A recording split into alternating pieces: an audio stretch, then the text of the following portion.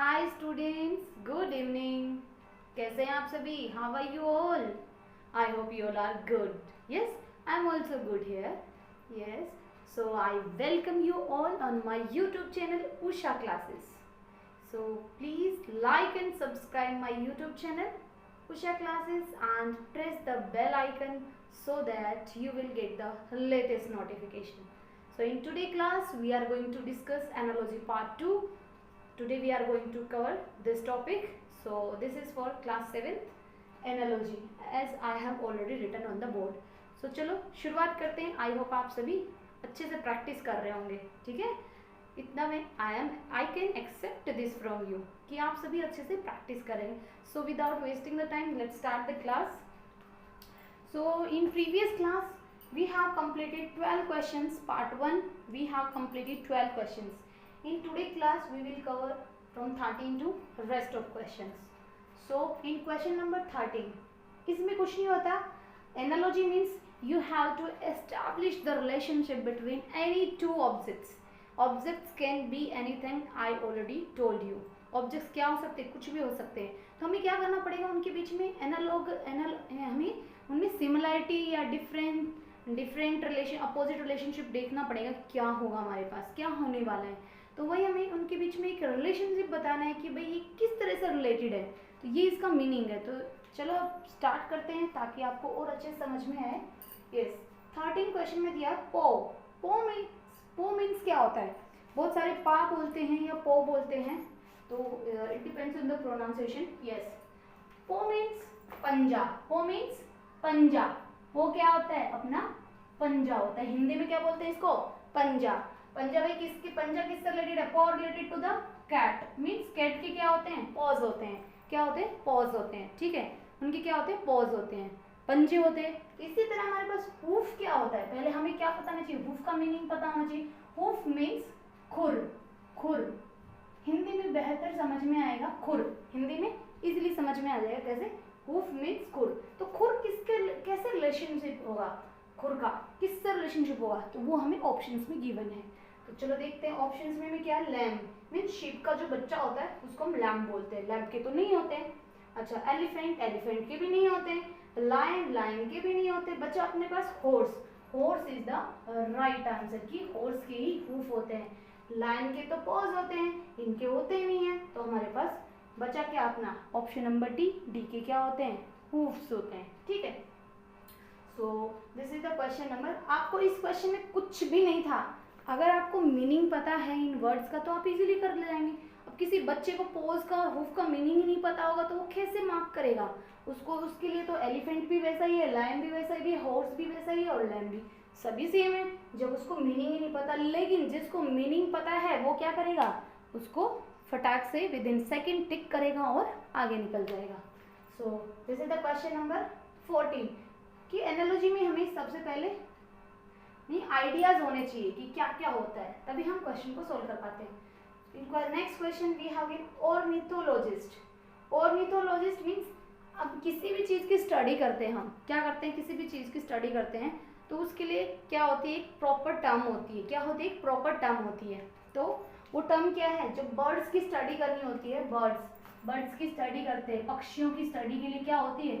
Ornithologist होते हैं. जो ऑर्निथोलॉजिस्ट्स होते हैं वो क्या करते हैं? बर्ड्स की स्टडी करते हैं कि कितने बर्ड्स की स्पीसीज हैं, कौन कौन सी एग्जिस्ट कर सकती है, कौन एग्जिस्ट कर रही हैं अभी फ़िलहाल हमारे इंडिया में, कौन कौन सी हमारे पास डिसअपियर हो गई हैं. तो ये सब ऑर्निथोलॉजिस्ट्स होते हैं. वो क्या करते हैं? ऑर्निथोलॉजिस्ट स्टडी करते हैं. ठीक है, तो ये हमारे पास इसका मीनिंग हो गया ऑर्निथोलॉजिस्ट. अब आप ये क्या है? ये बर्ड से रिलेटेड है. किससे रिलेटेड है? बर्ड से. इसी तरह हमारे पास आर्कियोलॉजिस्ट क्या होते हैं? आर्कियोलॉजी का मीनिंग पता होना चाहिए. आर्कियोलॉजी मीन्स पुरानी चीज़ों के बारे में स्टडी करना, हिस्ट्री के बारे में.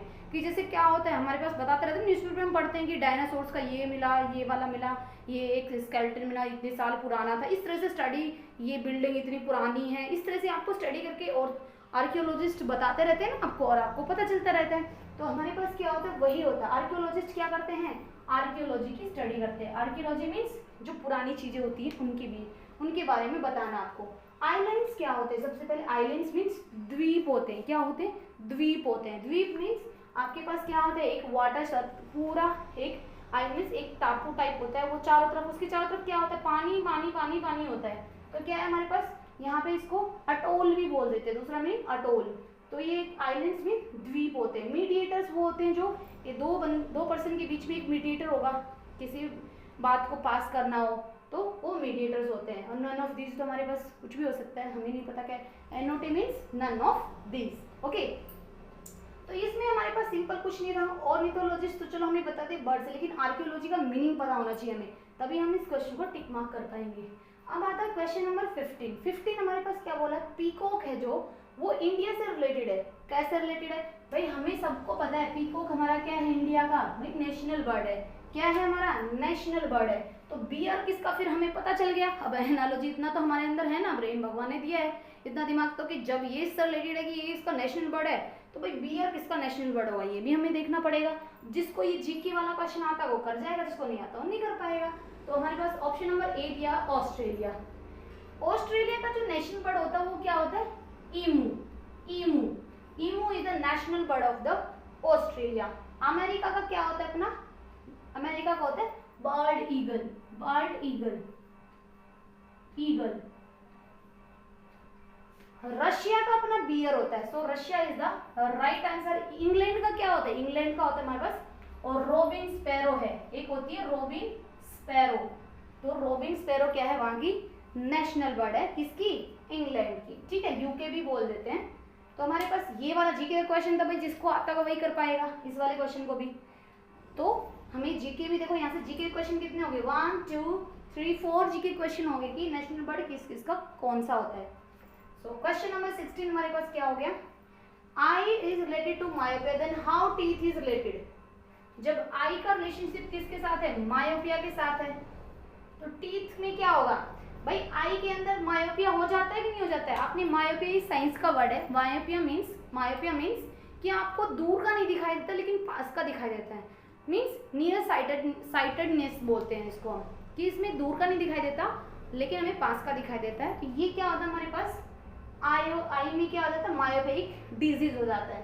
टीथ से रिलेटेड कौन सा डिजीज होगा भाई, ये साइंस की टर्म्स हैं तो पता होगा तभी कर पाएंगे। पायोरिया, पायोरिया अपने पास क्या होता है, गम्स में इन्फेक्शन हो जाता है, तो जिससे क्या हो जाता है, इन्फेक्शन, स्वेलिंग हो जाती है और टीथ में बहुत पेन होने लगता है, काफी बार टीथ गिर भी जाते हैं, तो क्या होता है पायोरिया।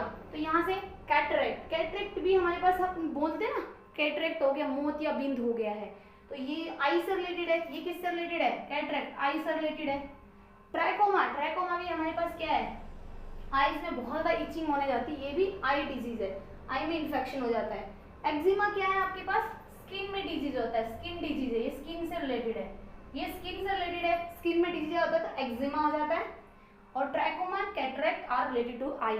सो ऑप्शन क्या बचा अपने पास, ए भाई टीथ से रिलेटेड तो पायोरिया होता है, pyorrhoea is the right answer, कि टीथ में कौन सी बीमारी होती है, पायोरिया होती है। ठीक है, ये साइंस का क्वेश्चन था, मैंने आपको पहले बताया था कि साइंस के भी हो सकते हैं, हिस्ट्री के भी हो सकते हैं, जीके भी, जो भी उनका मन करता है पूछ लेते हैं, लेकिन आप लोगों के लिए इजी है। क्वेश्चन नंबर 17 आता है अपने पास, architect is related to building, तो स्कल्प्टर किससे रिलेटेड होगा भाई, आर्किटेक्ट क्या करते हैं, बिल्डिंग्स, आर्किटेक्चर क्या होता है, काम होता है बिल्डिंग्स बनाना, तो क्या करते हैं, बिल्डिंग्स बनाते हैं। स्कल्प्टर क्या करते हैं, इनका काम होता है आर्किटेक्ट्स का कि वो बिल्डिंग्स बनाते हैं। तो ये स्कल्प्टर क्या करेगा, देखते हैं ऑप्शंस क्या क्या है। म्यूजियम खड़ा करेगा, नहीं। स्टोन्स बनाता स्कल्प्टर, नहीं। मूर्तिकार, स्कल्प्टर मीन्स मूर्तिकार, चीज अलग नहीं, रेती होती है, इसको हम हिंदी में जो गांव में अपने हैं उनको समझ में आएगा रेती क्या होती है, ये क्या है, रेती बोलते हैं हिंदी में इसको। स्टैच्यू, तो अपने पास ये स्टोन नहीं बनाता, म्यूजियम भाई मूर्तिकार तो मूर्ति बनाएगा, स्टैच्यूज बनाएगा, तो option number D is the right answer. Museum आप सभी को पता है, स्टोन भी पता है, चीज का नहीं पता होगा इसलिए इसको हिंदी में बोलते हैं रेती। अब हमारे पास क्वेश्चन आता है, क्वेश्चन नंबर 19 ले लेते हैं हम, क्वेश्चन नंबर 19 ले लेते हैं, पहले इसको करते हैं अभी। Carbon is related to diamond, then corundum related to what, भाई कार्बन कैसे रिलेटेड है डायमंड से, कुछ तो रिलेशन होगा ना डायमंड का कार्बन में। तो ये एक केमिस्ट्री का क्वेश्चन है, क्या है कि जो डायमंड होता है ना वो एक्चुअली क्या है, कार्बन से मिलके कार्बन की फॉर्म होती है, pure form of the carbon, ठीक है, कार्बन से ही बना होता है किस, क्या, डायमंड। डायमंड क्या है हमारे पास, ट्रांसपेरेंट क्रिस्टल है, डायमंड आप सभी ने सुना होगा, तो ये किससे बना होता है? प्योर कार्बन से ही बना होता है। तो कोरुंडम, कोरुंडम से क्या बना होगा? कोरुंडम हमारे पास क्या है? एक मिनरल है। Corundum is a mineral, carbon is a non metal, और इससे क्या बना होता है? डायमंड बना होता है। तो कोरुंडम से क्या बनेगा? ये तो पता ही होना चाहिए। ये क्या होता है हमारे पास? रूबी। रूबी इससे बना होता है कोरुंडम से। कोरुंडम इज बेसिकली मिनरल, ठीक है। तो पुखराज आप सभी ने, जैसे बाबा वगैरह होते हैं वो बोलते हैं ना ये वाला स्टोन पहन लो, ये दोष दूर हो जाएंगे, ये हो जाएंगे, इस तरह से पुखराज करके भी हमारे पास पर्ल होता है, और पर्ल तो आप सभी को पता है, ठीक है। गार्नेट भी हमारे पास क्या होता है? गार्नेट हमारे पास कुछ नहीं होता है, ये भी हमारे पास इनका फॉर्म ही होता है, पर्ल्स का ही। तो ये हमारे पास क्या हो गया? क्वेश्चन नंबर 19 कि carbon related to diamond, diamond से कैसे रिलेटेड है कि जो डायमंड किससे बना होता है? प्योर कार्बन की फॉर्म से बना होता है। तो कोरुंडम से क्या बना हो? कोरुंडम से हमारे पास बना हुआ रूबी, एक रूबी है और एक स्फायर करके होता है, ये दोनों ही कोरुंडम से मिलके बने होते हैं। तो ये हमारा साइंस का अगेन क्वेश्चन आ गया है।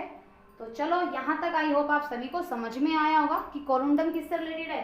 कोरुंडम क्या है? एक मिनरल है, ये किससे रिलेटेड है? रूबी से। So ruby is the right answer. तो यहाँ हमने 13th क्वेश्चन में देखा कि हूफ से कैसे रिलेशनशिप होगा। पंजा किससे? कैट के होता है, तो हूफ किसके होता है? हमारे पास हॉर्स के होता है। और मिथोलॉजिस्ट क्या करते हैं? बर्ड्स की स्टडी करते हैं। तो आर्कियोलॉजिस्ट क्या करते हैं? हिस्ट्री के बारे में, आर्कियोलॉजी के बारे में बताते हैं। पीकॉक इंडिया का नेशनल बर्ड है, तो बियर किसका नेशनल बर्ड है? बियर हमारे पास रशिया का नेशनल बर्ड है। आई में क्या हो जाता है? मायोपिया हो जाता है, ये डिजीज आई से रिलेटेड। टीथ में कौन सा डिजीज होता है? टीथ में होता है पायरिया। आर्किटेक्ट्स क्या करते हैं? बिल्डिंग्स बनाते हैं। स्कल्प्टर्स क्या करते हैं? भाई स्टैच्यू बनाते हैं, ठीक है। कार्बन डायमंड से रिलेटेड है, मींस इससे बना होता है। डायमंड किससे बना होता है? कार्बन से बना होता है। तो कोरुंडम क्या बनाएगा? कोरुंडम बनाएगा, रूबी बनाएगा, ठीक है। रूबी किससे बना होता है? कोरुंडम से मिलके बना होता है। चलो इसको रब करते हैं, क्वेश्चन नंबर 18 लेते हैं। आई होप आप सभी को समझ में आएगा। Let's move to the question number 18। अब 18 को हम करते हैं, इसमें ये थ्योरेटिकल नहीं है, इसमें कोडिंग फॉर्म में दिया हुआ है, तो इसको हम करेंगे अभी कि कैसे करना है इस क्वेश्चन को। वी विल स्टडी, ठीक है।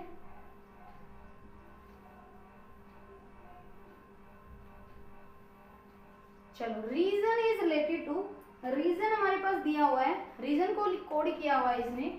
रीजन को कोड किससे किया हुआ है? रीजन, रीजन को कोड किया हुआ है इसने किससे? एस एफ, दूर दूर लिख देती हूँ ताकि आपको क्लैरिटी रहे। S F B T P and O, इससे कोड किया। तो थिंक को कैसे कोड करेंगे? थिंक को कैसे कोड करेंगे? THINK। तो ये हमें पता है, तो सबसे पहले हमें इसमें पैटर्न ढूंढना पड़ेगा। इसमें पैटर्न ढूंढेंगे हम, इसमें पैटर्न ढूंढेंगे तो पता चलेगा हमें क्या आएगा। तो चलो देखते हैं।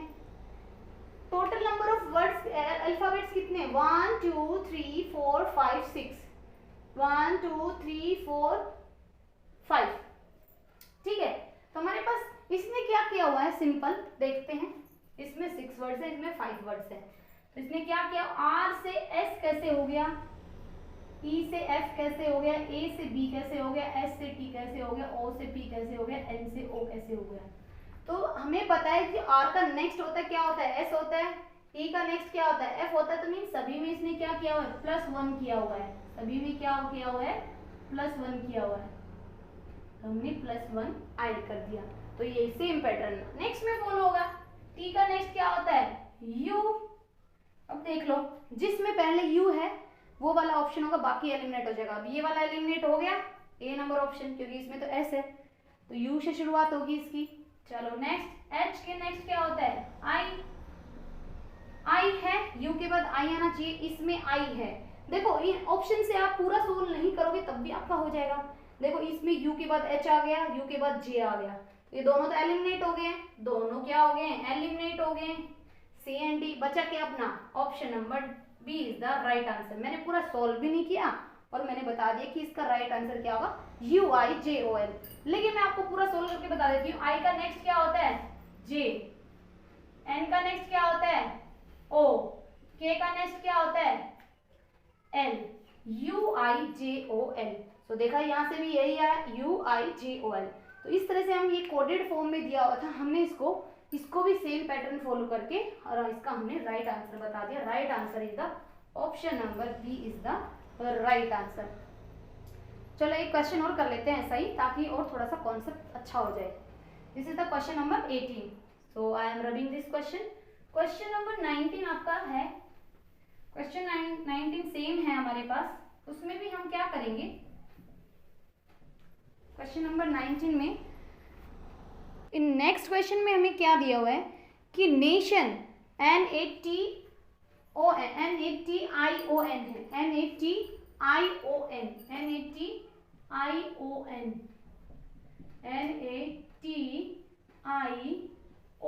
NATION so nation is related to NT, no? Then how hungry is related?